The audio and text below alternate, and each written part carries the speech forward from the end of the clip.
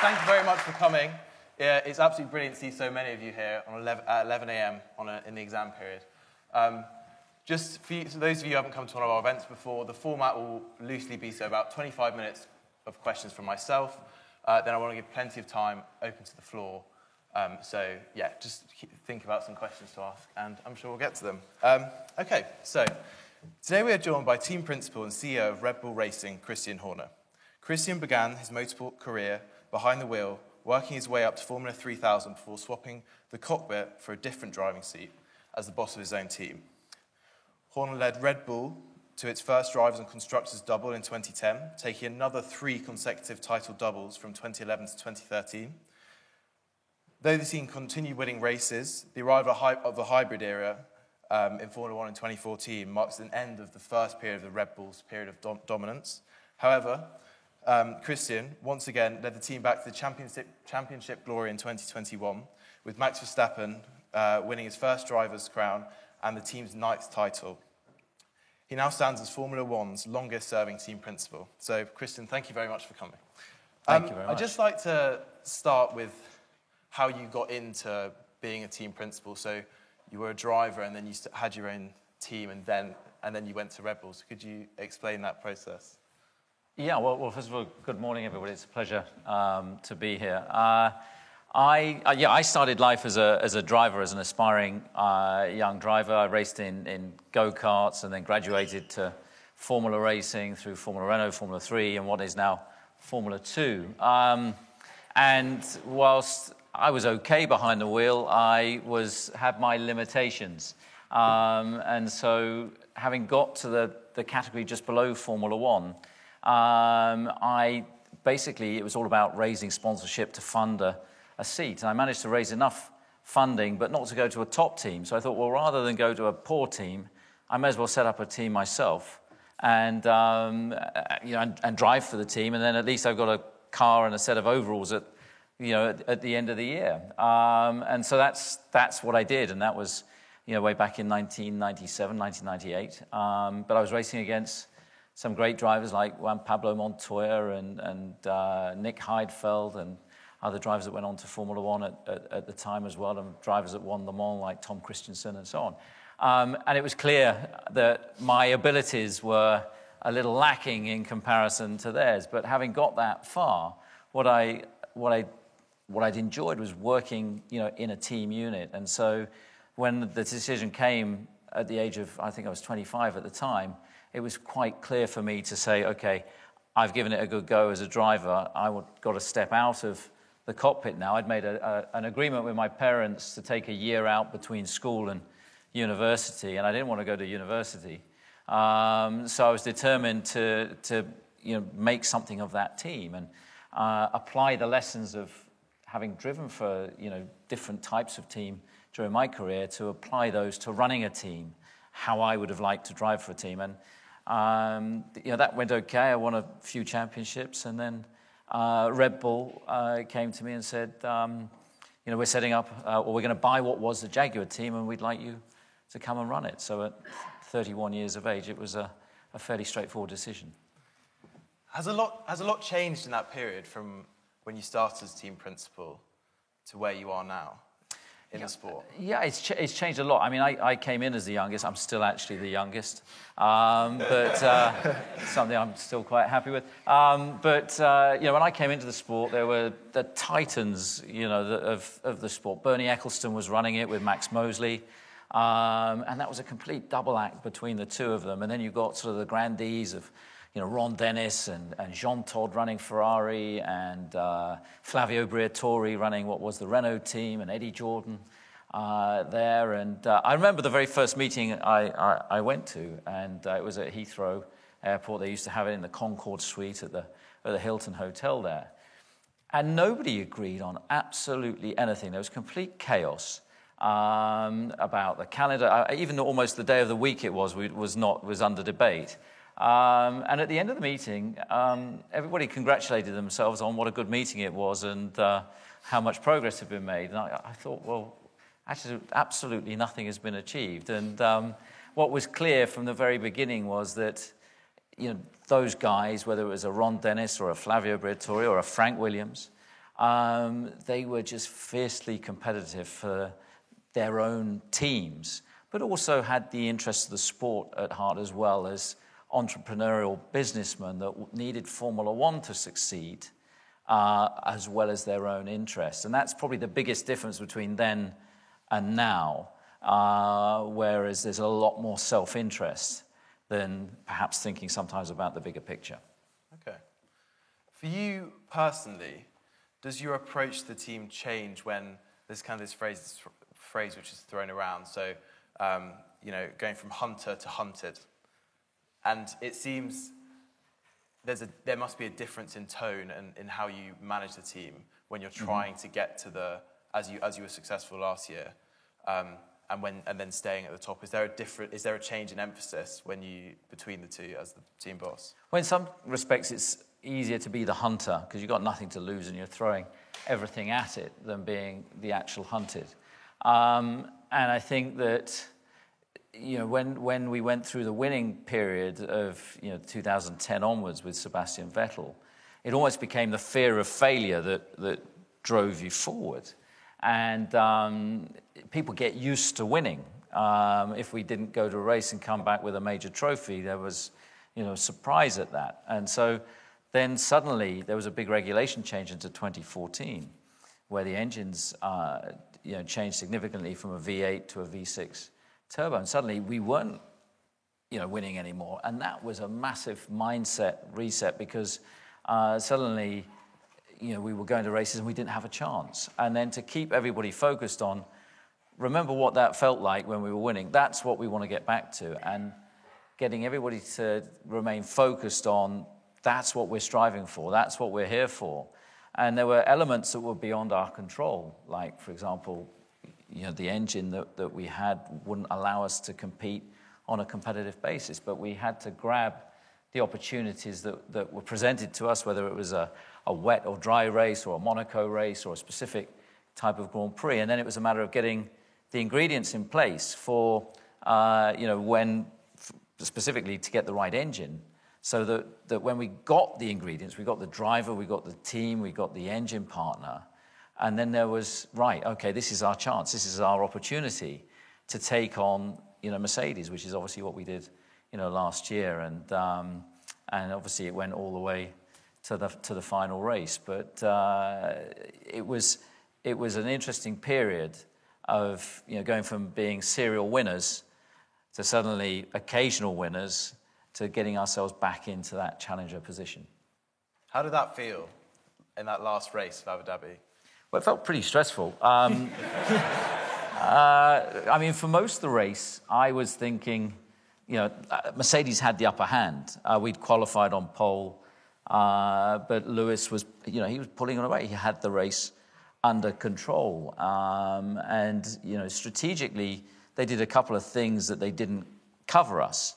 And I was thinking for half the race, how on earth am I going to, we've gone through all this year, we've been so close, but to lose both championships, how am I going to pick, Max up? What am I going to say to the team? How am I going to lift their spirits, after a weekend like this? And I think I was actually connected to the Sky commentators, which is always an interesting experience.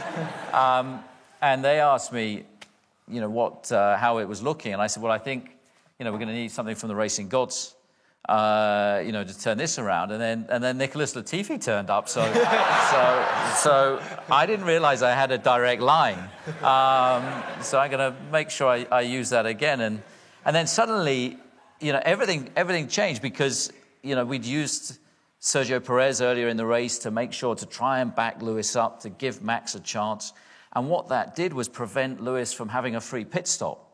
So it put Mercedes in a dilemma. Do they pit? Do they stay out? Blah, blah, blah. We had nothing to lose, so we pitted. And then Max, with a new set of tyres on that last lap, it was all down to him. And what he didn't tell us, he told us sort of after the race that while they were going around behind the safety car, because the way the drivers sit in the car, their feet are sort of 6 inches higher than their backside. Sometimes the blood drains out of their legs if they're not keeping them busy. And you can get really bad cramp. And he'd got massively bad cramp in his left leg. And he said, I couldn't feel my braking foot. So he said, I didn't really mean to overtake Lewis there, but you know, I just went for the gap and I hoped I could fill the brakes. And of course, he made it work. And then to achieve that result against the odds, to achieve that world championship was a phenomenal feeling, and for the whole team, for him, after such an epic season, because it had really gone from the first race to the last race like a heavyweight bout, was incredibly satisfying. And so in that instance, if I remember correctly, in the race, Sergio played quite a large part in holding Lewis up. How does it work within a team when you've got two racing drivers, and arguably racing drivers are amongst maybe some of the most selfish, driven people in the world, right? Yeah. How do you manage those competing interests in terms of? Do you have a number two driver? I can't imagine. Oh, don't say that. No, does that work? Don't mention number two. Look, I mean, it's totally conflicted because you've got the interests of the team, and the team are paid on where we finish in the Constructors' Championship. Not one member of the team gets 1 penny of bonus for the driver winning the Drivers' Championship. They all get paid on where we are in the Team Championship, because that's where the revenues that come into the sport are paid out from the promoter. So everybody's interested in the Constructors' Championship. That's where the value is. The vanity and the prestige, obviously, is with the drivers. So the drivers are contractors to the team. They're there to perform for the team. But, of course, they're conflicted because their interest is in the Drivers' World Championship. And, teammate is a fallacy. The worst thing that they're definitely not mates, because the guy in the other car is the only person that you're judged against. He's the only person with the same equipment. So he will either make or break your career. So it's a fine line, but certainly with the two drivers that we have, with Sergio being that little bit older, that bit wiser, he sort of sees a bigger picture. And I think that certainly last year, he was an incredible servant for the team, where he helped his teammate on numerous occasions, and certainly in that last race when he did a stunning job of backing Lewis up. That without that, Max wouldn't have won the championship. But of course, this year is a complete reset, new regulations, new cars, and Sergio's much more at home in the car, and so he now believes in himself that he can be a world champion, and that adds then another dynamic where yes, our main competition is Ferrari, but obviously the drivers want to race each other, but it's like, guys, be careful, this isn't your car. This is the 800 people that design and build it for you. It's their car. You're just lucky enough to drive it. So please respect that and look after it. There's a montage of clips on the Formula One YouTube channel, and it's teammates crashing. And if I remember correctly, yes, there have been some instances where that has happened with Red Bull. Not many. But could you describe to me what goes through your head and what happens afterwards when they've crashed into each other and they've walked back to the paddock, and then they have to kind of see you almost like the school teacher? Yes. It's the most frustrating thing in the world is seeing your own cars collide with each other, because that is a massive home goal. It happened with Max and Daniel at the next race we're going to in Azerbaijan a few years ago, and it got a little bit out of control, and they were both at fault, and you could see it was building and building, and so they got a major bollocking after the race. But then again, as I said, it's not their car, so they both came back to the factory, and I made them go around every single department and apologise for crashing the team's cars. And then we do a debrief where we talk about the race after each Grand Prix with the whole team, so we get everybody together, about what we learned and what we can do better, what we did well, etc., etc. So both the drivers are a little bit, bit sheepish. And now what really hurts a driver is when they have to pay for something. So I announced at the briefing that obviously not only were they dreadfully sorry, but they would be picking up the tab for the Christmas bill, for the Christmas party, and drinks were on the drivers. And that probably hurt them more than anything else. But it is a difficult one. And whilst you want your drivers to be competitive, you still want them when they're racing against each other, particularly at this stage of the championship, early on, is, guys, just give each other room. Let's work with each other to get ahead of Ferrari, because they're our main opponent. Have you ever been in a situation where that mutual respect almost to look towards the team has just broken down? I think it got a little bit that way with Mark Webber and Sebastian. And, suddenly it was all becoming incredibly intense and so on. And so I remember actually taking both of them to Great Ormond Street Hospital to go and meet some kids that were, having a rough time, and obviously the parents as well, just to show them that, there are important things going on in life, that this is a sport at the end of the day, and whilst it means a lot to them, there are bigger issues. And I think that was a really grounding experience for them to, go and see these kids and the parents, and spend a morning there, and it definitely put things a little bit more in perspective for them of what their own issues were. You mentioned Daniel in the previous question. Yeah. How do you feel when you see how he's doing at the moment? Daniel's a great driver. He's a very fast driver, and I'm surprised that he hasn't really done more in the McLaren. Lando's doing a super job. He's again the next generation that's coming through. But again, I think it just shows in sport when your head drops that he was one of the most talented drivers we've had in our car.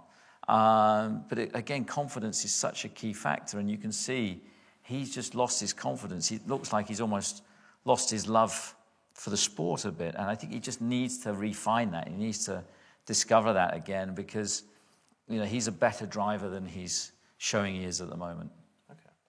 You talked just then about the new generation of drivers. Yeah. So I didn't realise 8 out of 20 of the drivers on the grid at the moment have been in some capacity involved with the Red Bull Drivers Programme. Is that correct? Yes, absolutely. So we would believe a lot in youth, and we invest in youth, and we invest in these guys, out of karting at the grassroots, and we try and identify based on pure talent, and support these drivers. And it's a harsh program because it's, they've got to succeed on their way through the different categories. Because if they don't, they get found out by the time they get to Formula One. But we've had some good success with that, whether it's Sebastian Vettel or Daniel Ricciardo, Max Verstappen, Carlos Sainz was another, member of the junior program, Pierre Gasly now as well. So, and without Red Bull investing in them as kids, would they have made it to Formula One? Possibly. But because motor racing is such an expensive sport, it was beyond the means of any of their families to finance that. So, it's great to give, youth a chance. How does it work so Sergio Perez has just signed a new contract till 2024. Yeah. How does that work in terms of that driver setup for the likes of, where does it place the likes of Albon or Gasly for the next 3 years? Well, obviously, by taking up that option on Sergio for the next couple of years, it locks out, the seat, unless he, absolutely doesn't deliver for whatever reason in 2023 or beginning of 24, for example. So for something like Pierre Gasly, that's incredibly frustrating, or Alex, because it's locked out that seat. But what we'll do is try and obviously assist them to keep them in Formula One, so that we still have the ability to look at their talent, see how that's emerging, because he's not getting any younger. He's 32 years of age now, and it may well be the last contract that he signs. Okay. You spoke just then about how expensive the sport was. Yeah. We had an event here earlier in the term about kind of the future of F1, and that was one of the big things that we spoke about. Do you think there's more that could be done to make it more accessible? I think so. I think, look, and that goes down to the grassroots. We want to get more people involved, and that means an entry level at karting or the entry level of car racing, whether that be with single-seater racing or tin-top racing. It needs to be more accessible, and I think that, as well, Red Bull does a lot in terms of investing in youth. I think we've got 14 drivers on our junior program, at the moment, and I think if other teams start to adopt that theory as well, then that will just encourage, more boys and girls into the sport, at a grassroots level, and I think things like the budget cap will put more of an emphasis as well on the drivers because they will become a bigger differentiator, and so more investment will go into finding that next generation. Okay. So with that kind of F1 becoming more accessible, so we've got the Drive to Survive documentary. Yeah, which you're all in here, by the way. So I wasn't sure we were allowed to say that, but... I just did. How do you think that's kind of impacted Formula One? And do you think do you look at A, do you watch it, and B, do you recognise yourself in the way that it is portrayed? Well, of course, look, it is a documentary and it's heavily edited, so I'm nothing like the person. I couldn't believe how much I swore. And, even compared to Gunther Steiner, I mean, wow. But what I think it's done is it's been fantastic to open the sport to a whole new audience, to explain the sport, to show some of the personalities, some of what goes on behind the scenes. And of course, they're making it's still a documentary at the end of the day, and the way it's cut sometimes has jaded with some of the drivers, that they've taken a bit of radio from Austria but played it at the Silverstone and things like that. But in terms of bringing a new audience into the sport has been fantastic. My 16-year-old daughter had no interest 3 years ago in what I did, and now she thinks I'm reasonably cool. It's had a massive effect on Formula One, opening it up to a whole new audience, particularly in the US as well, where Formula One has always struggled to gain traction, to get interest. And now, it's not just my wife that gets recognised at customs when we go there. So last question before we open it out to the floor. You said about it helps explain Formula One to a broader audience. I don't know if anyone else has had this. It seems like with Formula One, you either get it or you don't get it. Yeah. So you either absolutely love it or you just think it's cars going round in a circle. How would you sell Formula One to someone who was on the fence, hadn't watched the Netflix show, didn't really understand it? How would you describe the sport to them? Well, I think there's so many different elements of it. There's a pure sporting element, which is modern day chariot racing. It's man and machine at the absolute limit. And when you see these cars in reality, they're so much more impressive for them when you see them on the television. The speed, the drivers are like fighter pilots. I mean, if you see them drive these cars, you think, how on earth does a human being control a vehicle at that speed? And the noise, the pure velocity of the vehicle it makes you stand back the first time you see them. And then, of course, Formula One, because of the amount, I guess, of the money and the commercial interest that's involved, Netflix has sort of turned us into the Kardashians on wheels. So, there's some interesting characters and personalities. There's some great stories, and there's some great... it's not just about the big teams. It's not just about the top teams. It's about the smaller teams trying to survive and work their way up the ladder as well. So it's a cross-section of from a sporting side, from a business side, from a people side. There's so many elements to it. Okay. 3 quick-fire questions, if Sure. you're sorry. So, favourite circuit? Oh, I'm going to say Suzuka because it's proper old school, high-speed, brave circuit. Stick with Monaco or find a new racetrack?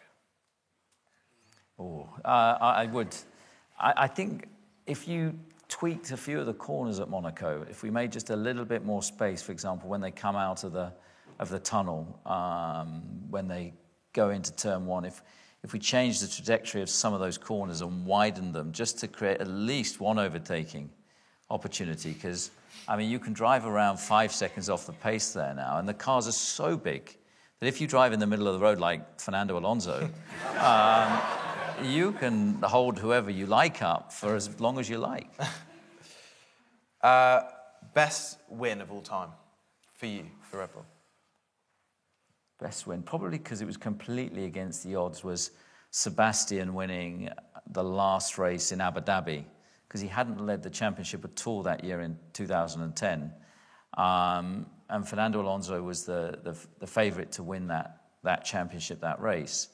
And literally against the odds, Sebastian won, and where Fernando finished and Mark finished behind him was enough for him to become the world champion. So it was completely against the odds. Perfect. Okay, I think we're ready to go out to some audience questions. So if you raise your hand, we'll get a mic to you. So we spoke about Ricciardo briefly, and my question is just kind of going back to the entire 2016 Monaco fiasco. And what is it that was going through your mind when Ricciardo lost his win to that? And then in 2018, he was a pole sitter, and he was leading the race very comfortably, except that there was a power failure, and he could have very nearly lost that race. So what is it that was going through your mind through 2016 and effectively through the 2018 Monaco race as well? And also just a follow-up to that as to realizing that despite the win, Ricciardo was not going to continue with the team. We've got a die-hard Ricciardo fan here.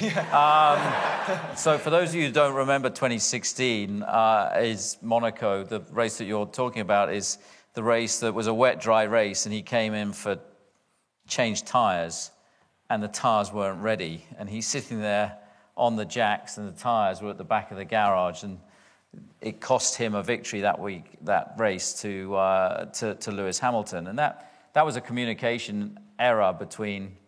There was a last-minute change of tyre compound, and just with where Monaco, how the layout is there, the race engineering and the pit walls are on the second floor of the pit building, so you can't see what's going on behind you.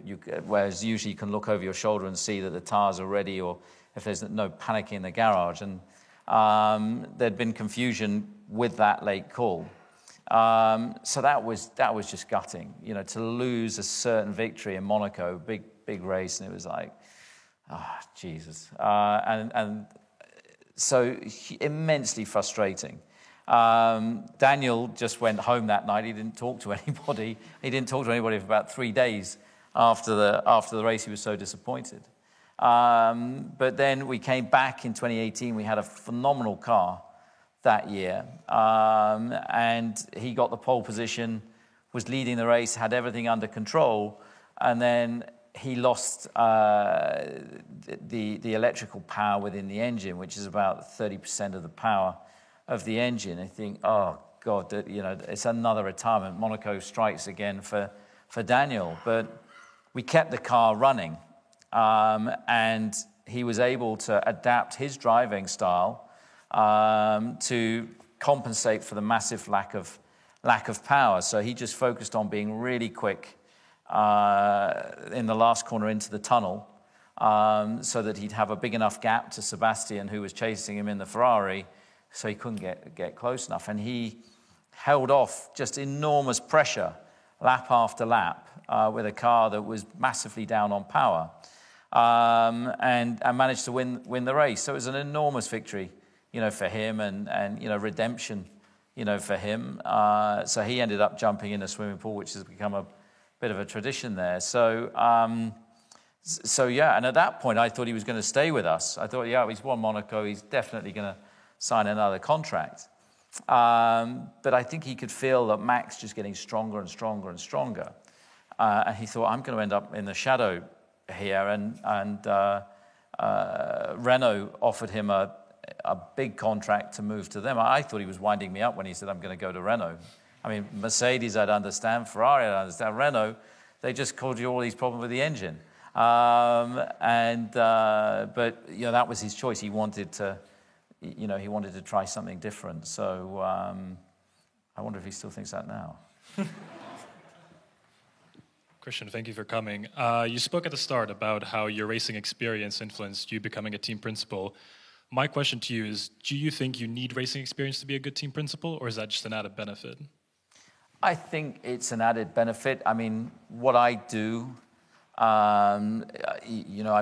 it's a people business, it's a people sport. And you've got a broad cross-section of people, whether it's, the design side of the company, the research and development side, whether it's the operational side, the manufacturing element, whether it's the race team that travel around the world. So from Monday to Thursday, I'm running I'm the CEO of a high-tech, business. And for 22 race weekends of the year, I'm the team principal of a high-performing sports team. So it's a question of which hats you wear, obviously, for which role. And I think the biggest education I had was learning to work, with people, to listen, and to try and create a culture of inclusiveness, of one that inspired confidence and creativity. And everybody's different, so there's no set rule. I mean, I'm sure I'm a very different person to a Ron Dennis, who would allow you to have a glass of water on your desk and no pictures of your family or anything, and you'd have to wear a suit and tie to work. At Red Bull, we've got much more of a jeans and T-shirt culture, and if you want to have a picture of your family on your desk, that's fine by us. And it's, we don't set, we have deadlines of when things have got to be done by, rather than, saying it's a 9-to-5 job, because Formula One isn't a 9-to-5 job, it's a competition. And it's a sport, and we're competing against some of the biggest, teams in the world. So, and some of the biggest manufacturers in the world. So it's about what collectively we do as a group of people, interpreting those rules and regulations, and how we work as a team, as one entity, that makes the difference. And I think I'm grateful for the time I had in the race seat to experience some of the emotions that a driver goes through. But I think that it gave me a great insight into some of their pressures at a much lower level. I think we'll go with the man in the Mercedes. I think he's just been here, sitting here to wind me up. Especially. Christian, welcome to Cambridge. Thank you for coming. I was wondering, from your perspective, who do you think is the best team principal in the grid today?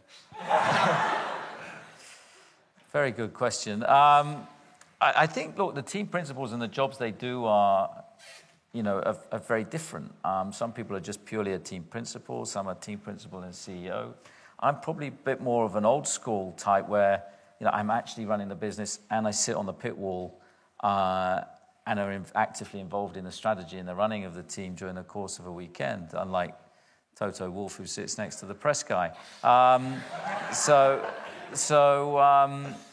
Yeah, everybody's different, and it's not for me to judge, who's the best and who isn't. I enjoy competing. I love competition. I'm a competitive person, there's some interesting personalities and competitors out there.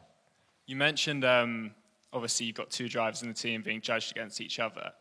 But how similar are the cars? You had Mazepin last year complaining that he had a worse car. Do you think if you were to swap the drivers over, you'd get exactly the same performance, or is there variation?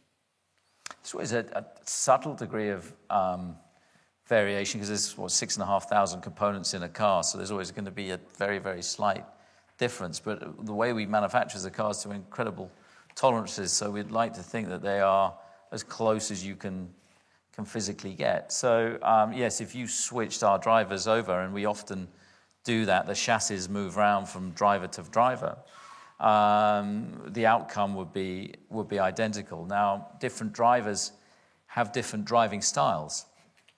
It's a little bit like handwriting. And you know, the style of Max is quite different to the style of Sergio Perez. Max relies on a very fast steering with a very sharp front of the car, which makes the rear of the car quite unsettled. And other drivers struggle to cope with that. Whereas this year's car, the front of the car, the steering of the car is much more benign, it's much more predictable, and that's what's brought Sergio much more into play. So it's different characteristics suit different drivers, but you know, the great drivers always adapt, and that's what we've seen with, obviously, Max has been able to do, you know, so far this year.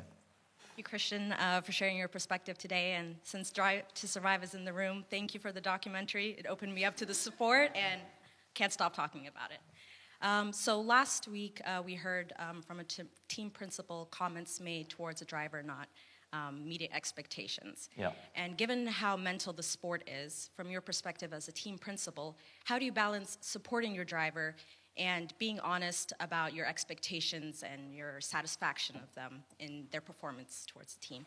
Well, every driver is different, and you know, some drivers need a kick up the arse, some drivers need a pat on the back or an arm around the shoulder, and depending on the circumstances, depends on what you administer. And I think that the most important thing with any driver is to be honest, because it's actually a very lonely place to be a driver, because as an individual, you know that you're a contractor, you're judged by the performance of your teammates.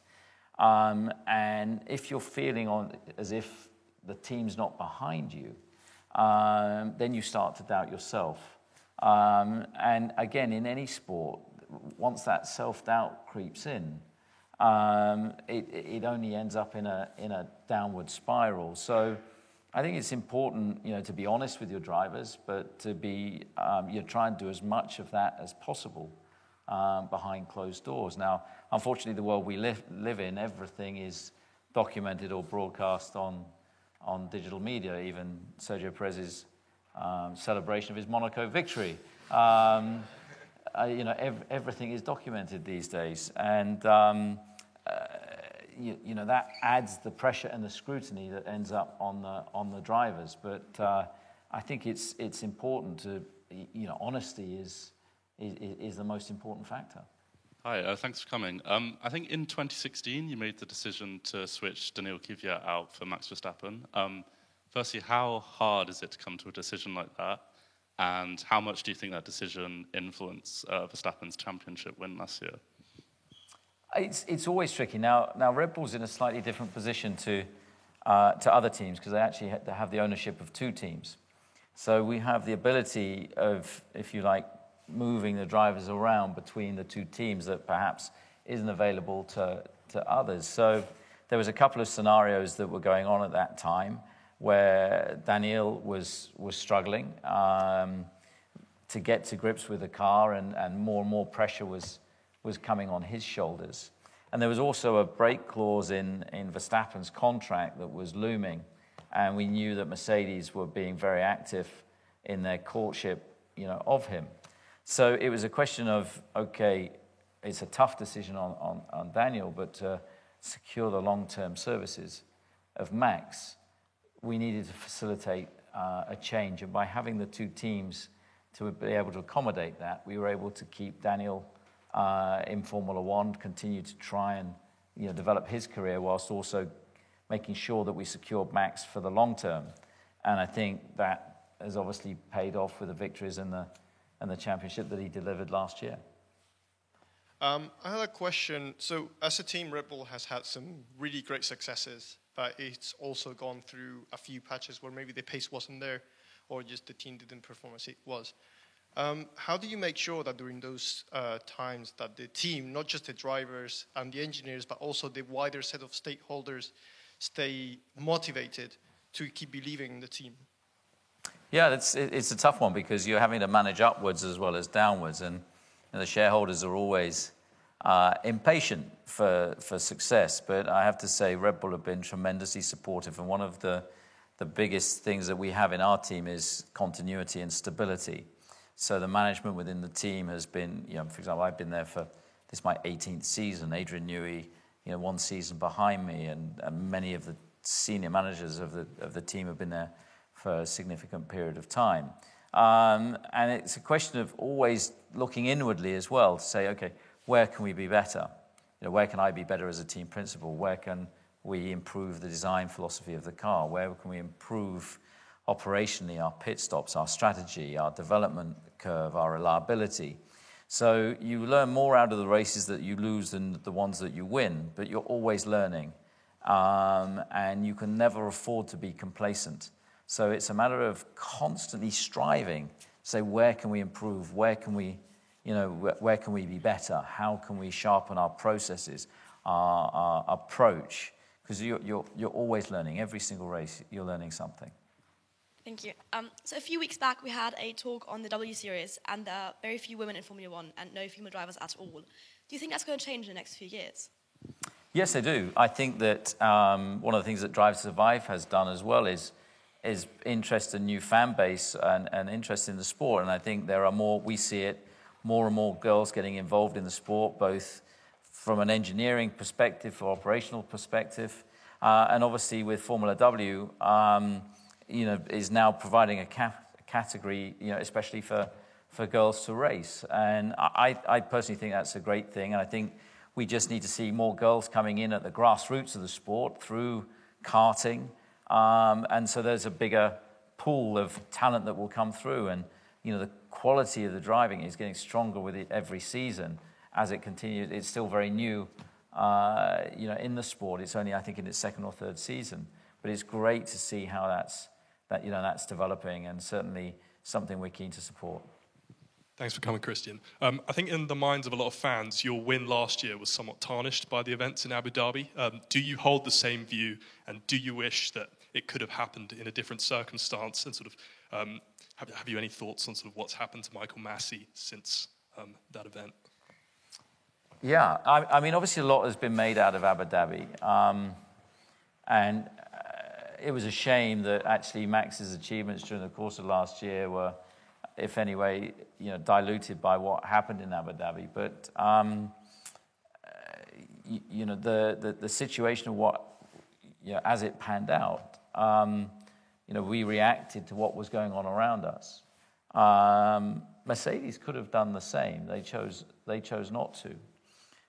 So then it came down to a last lap shootout, and I think if it hadn't have all gone through the appeal process and obviously the noise that was made, after the event,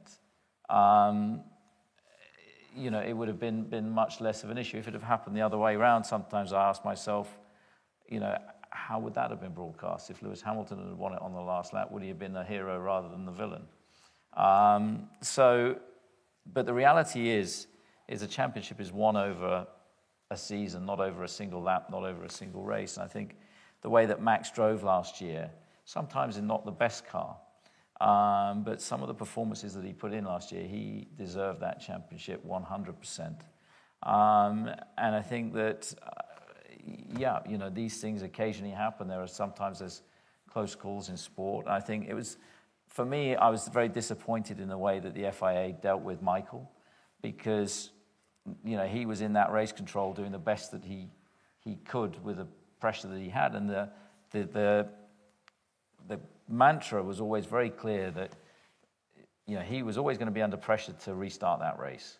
Nobody wanted to see a world championship won under a safety car, so you just knew that the likelihood is it was going to get going again. Now he made one mistake in that he didn't allow all lap cars to unlap themselves. So I think there was 3 cars that were kept at the back of the field and unable to lap themselves. That was the only mistake that he made. So I thought it was tremendously harsh for him to be hung out to dry, particularly in public, and then the trolling that he got and the abuse that he got online without really support, the federation behind him. So and look, there was a lot of decisions he made last year that we felt went against us, whether it was yellow flags in qualifying in Qatar or the Silverstone incident with Lewis. But I did feel sorry for him that there should have been more support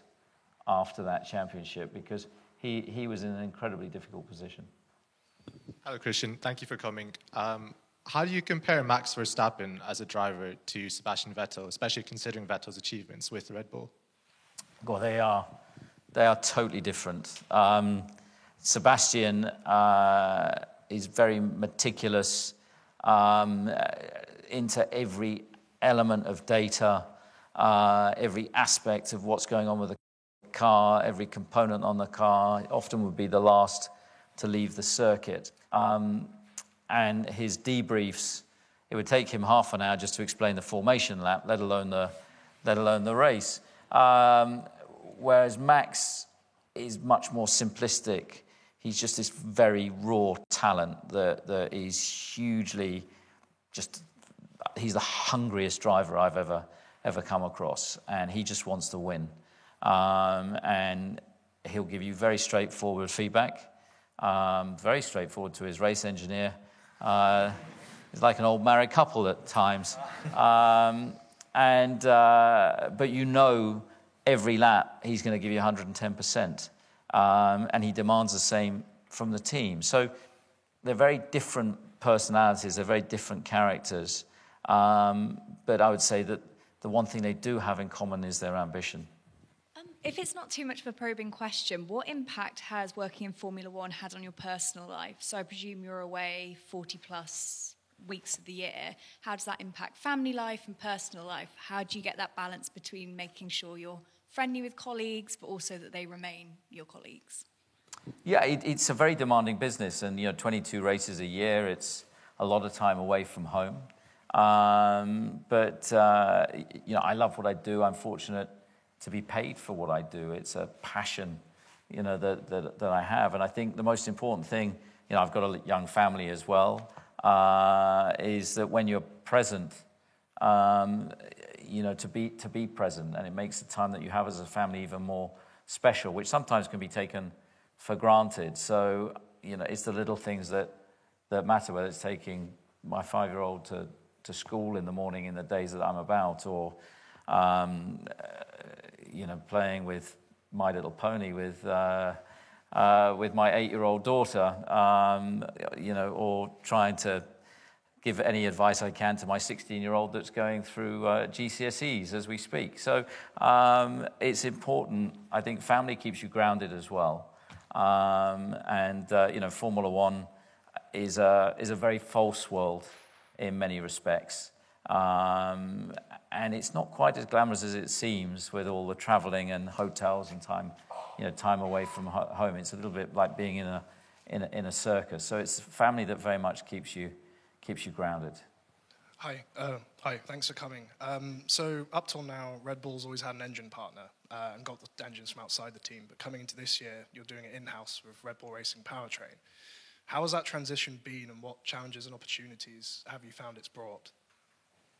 Well, it was almost by accident that we became an engine unit or engine power unit manufacturer, because when Honda announced or informed us during the pandemic that they were going to pull out of Formula One, our choices were fairly limited in that Mercedes wouldn't supply us an engine. Ferrari, I doubt, would supply the same engine. And Renault, we'd already been there and didn't particularly want to go back. So it was a question of either we stop or we take our future into our own hands. And it's totally illogical for an energy drinks company to think that it can take on Mercedes-Benz and Ferrari and Renault and so on. But that's exactly what we've done. Because, again, it's a people business. And with the support from the shareholders to say, okay, yes, we're committed to doing this. It's about recruiting the right people, getting the right facilities. And so that was part of what was going on last year behind the scenes with our friends at Mercedes, because they are based in the UK. The UK is the home of motorsport, and their engine facility is based 20 miles up the road from our Milton Keynes facility. So it's always going to be logical that the first place we were going to go fishing was to try and attract talent there in a company that had been very stagnant for 20 years because there was no competition unless you wanted to leave the country. So we recruited very aggressively, a lot of talent, and also from other teams and companies like Cosworth and Ricardo and so on. And we've had a significant graduate intake as well. Again, the philosophy not just of investing in drivers, but investing in young engineers and designers and so on. And we've assembled a team very quickly. Within 52 weeks, we now have a facility that's operational with 7 dynos. We have 250 people designing an engine for 2026. And the first week of August, we will fire up the first Red Bull V6 engine, which is part of that development path. And we will apply exactly the same methodology and culture to the engine side of the business as we have the chassis. And I think somebody telling you can't do something is the biggest motivation for us to demonstrate that you can. Thank you, Christian. Despite my friend here in British with this interesting shirt, I'm Austrian, and I really appreciate what you've done and Red Bull and the Mutterschutz for Austria. It's amazing. And with that being said, coming to my question, taking a step back, what is the purpose of the sport? Is it more to celebrate the brand and improve the brand image, or is it to win the race for the drivers, the team, of course? Of course, we are a high-speed billboard.